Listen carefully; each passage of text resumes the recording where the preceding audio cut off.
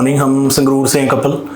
हम ट्राई कर रहे थे लास्ट ईयर या 1-2 साल से अपना कंसीविंग का, बट कुछ कॉम्प्लिकेशंस की वजह से, जैसे सिस्ट की प्रॉब्लम थी, तो उसकी वजह से हम कंसीव नहीं कर पा रहे थे। तो जहाँ हमने संगरूर विज़िट किया अपने डिफरेंट गायनेकोलॉजिस्ट्स के, तो उन्होंने जो गरेवाला जो मेन संगरूर में हॉस्पिटल है, उन्होंने हमें रेफ़र किया फिर कि आप नीलम हॉस्पिटल एक बार विज़िट करिए।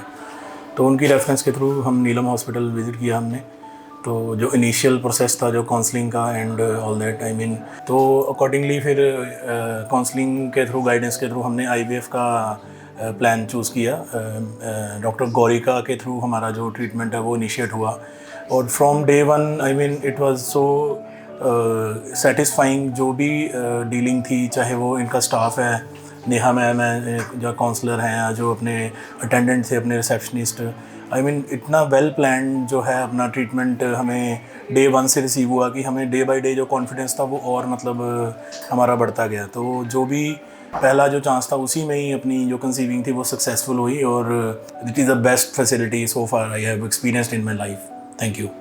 सो जैसा कि आपको बताया कि इस पेशेंट में she visited us with infertility and her options were very limited, तो मैंने इनको एडवाइस किया कि हम आईवीएफ के थ्रू जाएंगे। तो इनिशियली वो हेजिटेंट थे, but finally they adopted this method, and but during the process they were quite disturb, because इनको इंजेक्शन से बहुत डर लगता था। तो हमारे काउंसलर्स ने उनको गाइड किया, उनको हेल्प किया।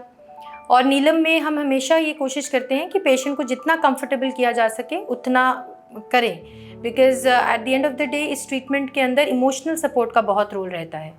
सो हमने इनको गाइड किया कि किस तरीके से इंजेक्शंस आप सेल्फ एडमिनिस्टर कर सकते हैं, और इस वजह से इनको थ्रू आउट देयर जर्नी कभी पेन और एक्सेसिव पेन का भी महसूस नहीं हुआ। Eight the end of the day हम ये मानती हूँ मैं कि जब भी हम आईवीएफ के थ्रू ट्रीटमेंट ऑप्शन लेते हैं तो हमें पेशेंट को ये ज़रूर गाइड करना है कि there is hope at the end of the tunnel. और अगर ट्रीटमेंट में कोई भी तरह का प्रॉब्लम आए तो डॉक्टर से या अपने काउंसलर से ज़रूर डिस्कस कीजिए, और उससे आप बहुत अच्छा रिज़ल्ट भी ले पाएंगे। जैसा कि हमारे केस में she was blessed with 2 baby boys and और खुश घर जाएंगे। और तो सभी पेशेंट्स जो IVF as a treatment option ले रहे हैं इनको रिक्वेस्ट है कि please discuss with your doctor. IVF treatment में इंजेक्शंस जो हैं वो इतना डिफ़िकल्ट पार्ट नहीं है।